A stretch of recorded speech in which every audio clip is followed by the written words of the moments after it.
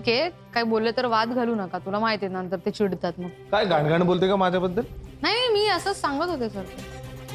काय झालं, काय ठरलं? सांगितलं मी सर सगळं तिला. काय म्हणाली? तिला चालणार आहे सर. शेंडे लावू नको. खरंच सांगतोय सर. काय नाही, तू प्रेशराईज केला असणार तिला. तू तिच्या बोकांडी बसला असणार, खरं बोल. हे बघ, काय आहे ना, तिच्या तोंडाकडे बघून मी सांगू शकतो की तू तिच्याकडून हे वदवून घेतलंस. आजकाल तेवढं कळतं मला. काय लय ठसका लागला तर पाणी पी. हा, नाही सर, असं काही नाही केलंय त्याने. मी मनापासूनच दिली आहे परवानगी. तुला भीती नाही वाटत? वाटते ना सर, खूप वाटते. पण सवय झाली आता भीतीची. आणि तीच जर हा संपवणार असेल ना, तर मी नाही अडवणार त्याला. एवढे कसे शांत राहू शकता तुम्ही, खरंच कळत नाही. हो, तुमच्यामुळेच सर. म्हणजे मी ह्याला परवानगी दिली असेल ना, तर तुमच्यावर विश्वास आहे म्हणून. हो, कारण तुम्हीच मला वचन दिलं की माझे बाबा एक दिवस नक्की परत येणार आहेत. आणि प्लीज तुम्हीच मला वचन द्या की ह्या सगळ्यात ह्याला काहीच होणार नाहीये. दिलं.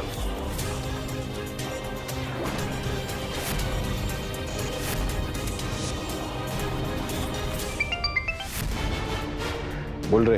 दादा, आम्ही इथेच पोलीस स्टेशनवर नजर ठेवून आहोत. ते डॉक्टर आणि बाई काय अजून इथे फिरकलेले दिसत नाही. अजून किती वेळ थांबायचं? तिथून हल्लात ना तिघं पण असा मारीन ना. आणि हो, ती डॉक्टर जर विजय भोसलेपर्यंत पोहोचली ना, तर तुमच्या 7 पिढ्या मारून टाकी ना. त्यामुळे गप्प लक्ष ठेवायचं.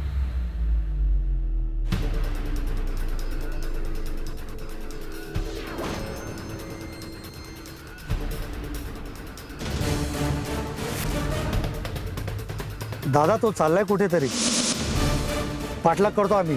फोन करतो तुम्हाला दादा. थोडं लांबूनच लक्ष ठेवा. त्याला जर दिसलात ना, तर फाडून खाईल तुम्हाला. हो दादा.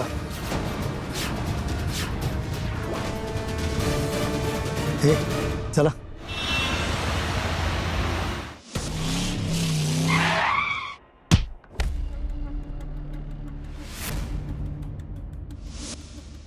अरे विजा, ये त्याला गे रे.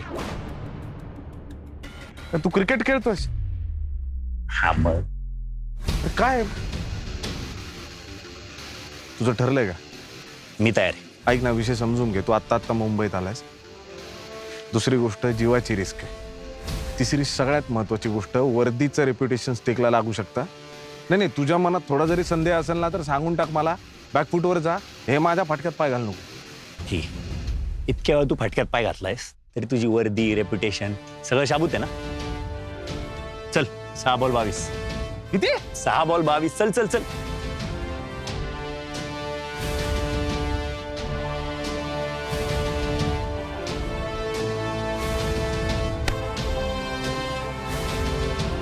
Good shot. बरं मला सांग, नेमका प्लॅन काय? हा, विषय असा आहे,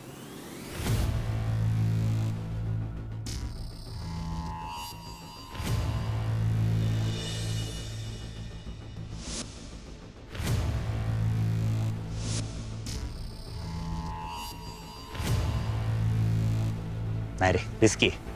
रिस्की तर आहे. या बाबतीत कुठलाही प्लॅन रिस्कीच आहे ना. तुझ्याकडे काय प्लॅन बी आहे का? आहे ना. प्लॅन ए ला फॉलो करणं हा प्लॅन बी आहे. अरे नाही, फॉलोच करावं लागणार, नाही तर गुन्हेगार सुटतील. चल, मला स्ट्राईक घेऊ दे.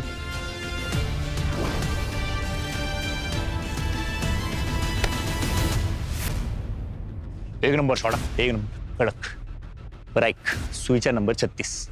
रिस्क न घेणं हीच सगळ्यात मोठी रिस्क आहे. अकॅडमीत एवढ्या पुढे लाईन मारली आपण नाही, तू.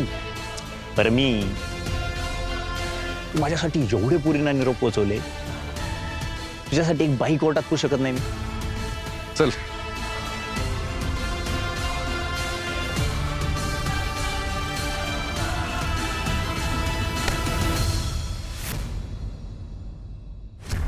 Good shot. लाईनीत तिसरा 6. 3 बॉल 18. बरं मला सांग, ही पांढरी गाडी तुझ्या मागोमाग आली काय? तुला कळलं? हा, मला माहिती ते मला फॉलो करत आहे. पण त्यांना नाही माहिती की मला माहिती आहे ते मला फॉलो करतात. बोल. असं वा फोन घे. Hello. Yes madam. Yes madam, येतोच आहे. 5 मिनिटात पोहोचतो मॅडम. कुठं? अरे काही नाही, नवीन जॉईंट सीपी आली आहे. चल मॅच संपवतो लवकर. चल चल चल. गुड शॉट, एक नंबर. एक 4 बॉल 24. Win the match. नाव काय रे? Joint CP Bharde. आलोच.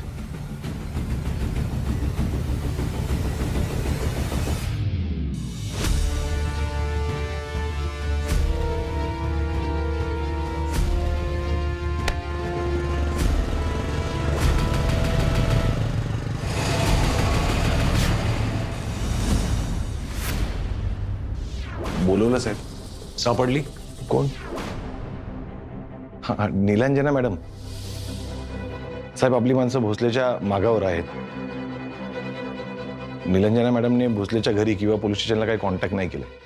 सावध राहा. साहेब टेन्शन नका घेऊ.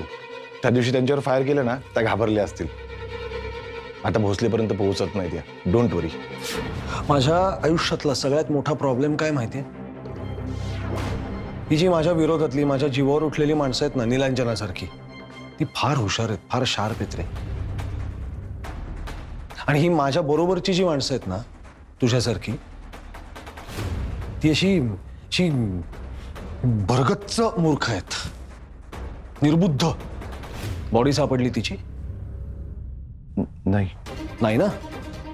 मग याचा अर्थ ती जिवंत असू शकते.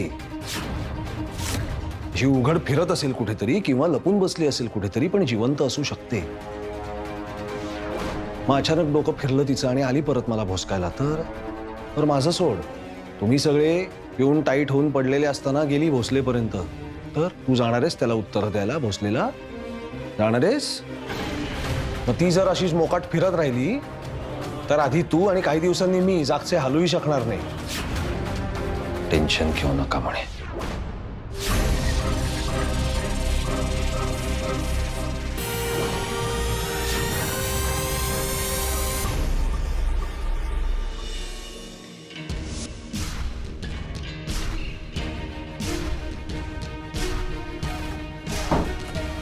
इन्स्पेक्टर विजय भोसले रिपोर्टिंग मॅडम. बसा.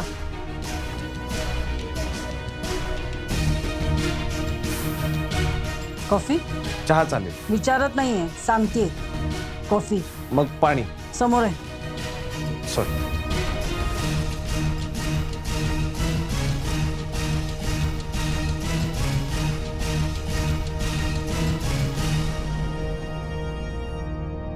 Thank you madam. भोसले, तुमच्याबद्दल खूप ऐकलंय, चांगलंही आणि वाईटही. किल्वर गँगचं जे रॅकेट बस्ट केलं त्यात तुमची खूप महत्वाची कामगिरी होती. आणि आमदार महाडिकांची केस, त्याचं इन्व्हेस्टिगेशनही तुम्ही खूप चांगल्या पद्धतीने केलं. तुमच्या टीम मेंबर्सचंही तुमच्याबद्दल खूप चांगलं मत आहे. तुम्ही खूप चांगले पोलीस ऑफिसर आहात. पण माझ्या आधी जे जॉईंट सीपी होते त्यांचं मात्र तुमच्याबद्दलचं मत वाईट. मॅडम चिरेकर साहेबांनी माझ्यावर पर्सनल ग्रज काढला. मध्ये मध्ये बोलू नका भोसले. त्यांचं तुमच्याबद्दलचं मत वाईट आहे, म्हणूनच माझं तुमच्याबद्दलचं मत आणखी चांगलं झालं. Thank you so much madam. पण तुम्हाला सांगतो चिरेकर डॅम्बिस माणूस आहे. भोसले, मध्ये मध्ये बोलू नका. तुम्ही तुमच्या ज्युरिस्डिक्शनच्या बाहेर बरेच काही उद्योग करत असता. तुम्ही त्याला कारवाया म्हणता, पण ते उद्योगच असतात. तुमची टीम पालघरला जिथे होती तिथे शूटआउट झाला. तुमच्याकडे काहीही ऑथरायझेशन नव्हतं. फक्त फायद्याबद्दल तुम्ही जी बडबड केलीत त्यासाठी तुमच्यावर 80 कोटींचा दावा आहे. इतके न्यूज मध्ये राहणारे पोलीस मला आवडत नाही. आपण पोलीस होत, नट किंवा क्रिकेटर नाही. आपलं काम न्यूज मध्ये राहणं नाहीये. मी गेली 28 वर्ष सर्व्हिस करते, पण 28 वेळा सुद्धा माझं नाव पेपरमध्ये छापून आलं नाही. मी मुद्दामच मीडियाला माझ्यापासून लांब ठेवते.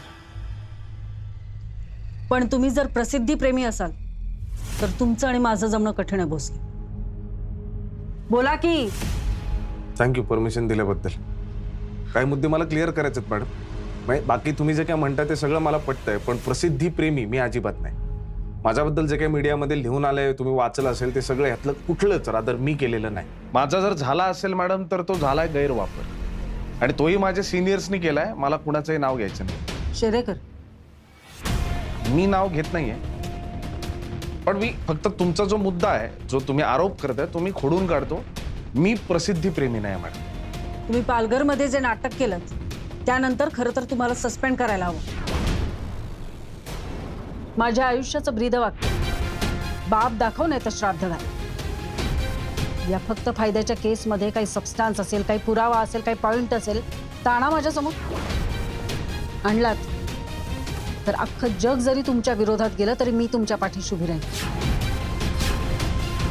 हा, पण प्रसिद्धीसाठी जर काही शोषा केलात ना तर तुमचे खांद्यावरचे स्टार्स मी स्वतःच्या हाताने काढेन. Is that clear? एकदम. या.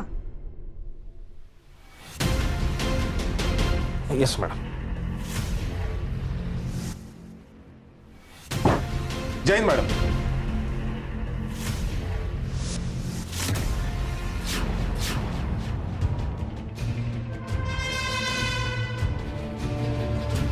त्या आईला एवढा वेळ काय करतो रे हा? अरे मी बोललो होतं काहीतरी खाऊन येऊ बाहेरून, त्याला किती उशीर लागलाय.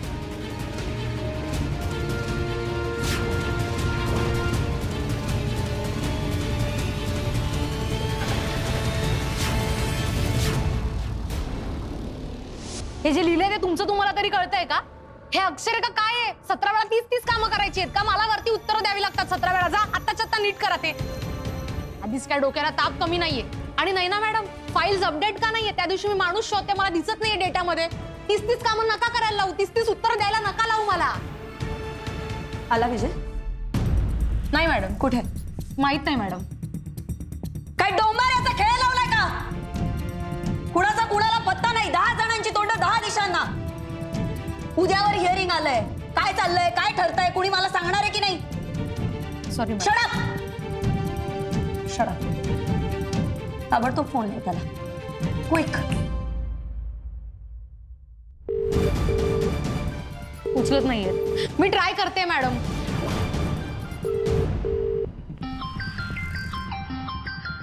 बोल जमदाडे. सर कुठे आहात तुम्ही? इकडे मॅडम उचकले आहेत. जरा भाषा सांभाळू. आय मीन त्या खूप चिडल्या आहेत. त्या मगाचपासून विचारतायत तुम्ही कधी येणार आहात. उद्याच्या प्लॅन बद्दल विचारतायत त्या. एक तर तुम्ही मला सांगितलं की काही बोलू नको म्हणून मी गप्प बसले. कोणालाही सांगायचं नाहीये. मी सांगितलंय ना, क्लिअर आहे ना. मग हा प्रश्न पडतोच कशाला? पण आहात कुठे तुम्ही? सगळं नंतर सांगणार आहे मी. येतो, चल ठेव.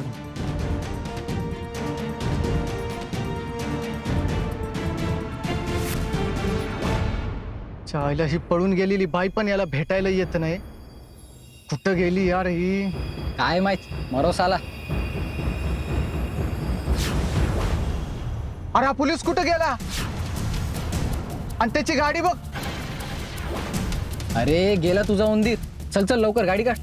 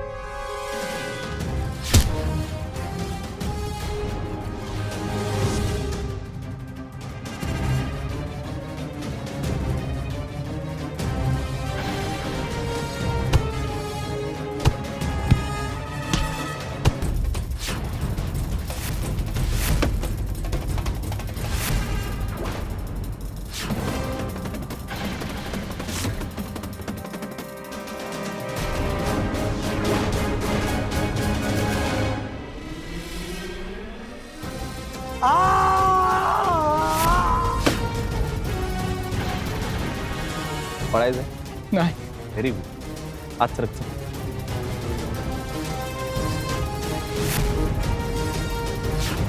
कोणी पाठवलं तुला? सांगणार आहेस? साहेब सांगतो, सगळं सांगतो साहेब, सगळं सांगतो.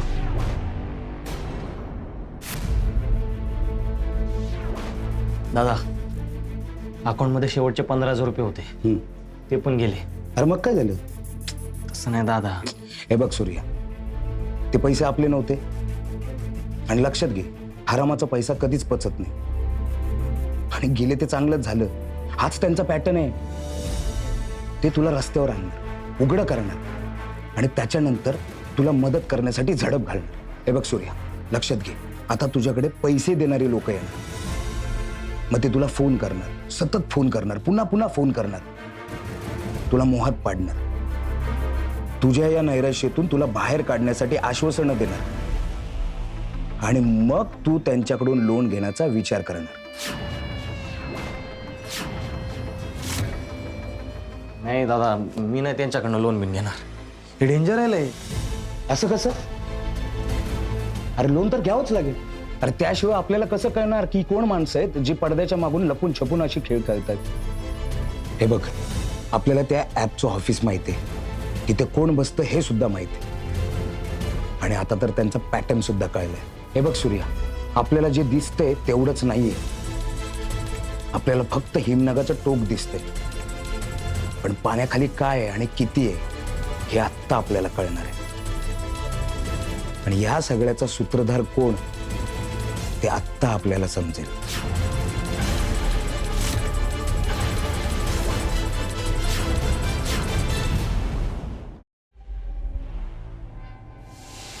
विक्रम, अरे ते जेल कैद्यांच्या सुविधांच्या फाईलचं काय झालं? ठेवणार आहे फॉलो. पंत नाही आहेत तर ही सगळी कामं मी करत बसू का?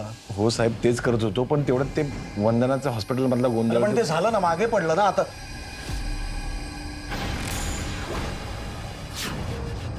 भोसले काय अचानक? हे बघा भोसले, नाही म्हणजे मीच तुम्हाला माझ्यापर्यंत डायरेक्ट ऍक्सेस दिलाय, पण एकदा येण्याआधी एखादा फोन करत जाऊ. मीटिंग्स असतात, आत्ताही मीटिंगला चाललोय, माणसं थांबलेली असतात. माणसं थांबतील साहेब. ह्या माणसाला ओळखता?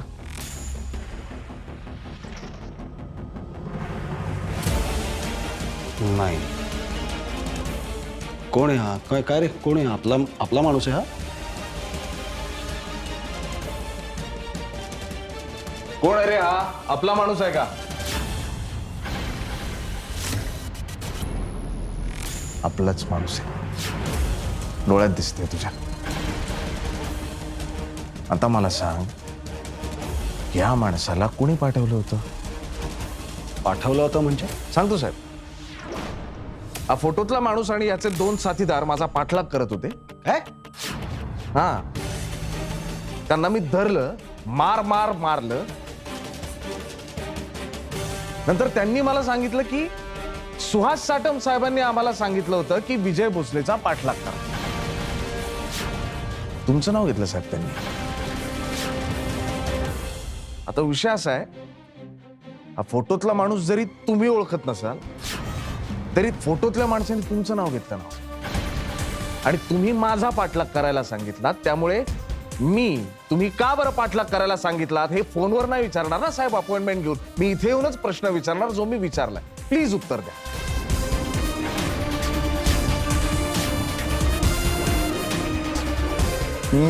मी सांगितलं होतं यांच्यावरती वॉच ठेवायला. मी सांगितलेलं.